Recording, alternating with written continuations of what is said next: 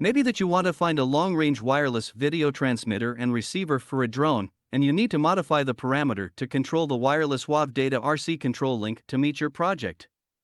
Here I show you the TDD COFDM Configure tool. It is perfect to use for our CAN 1401. Please check it carefully before buying it. You also will understand what parameters you can get and modify. The default working frequency is 1.4 GHz. There are two power amplifier optional. One is 2x 1 watts and 2x 5 watts. Please feel free to contact us if you need any test video for this model.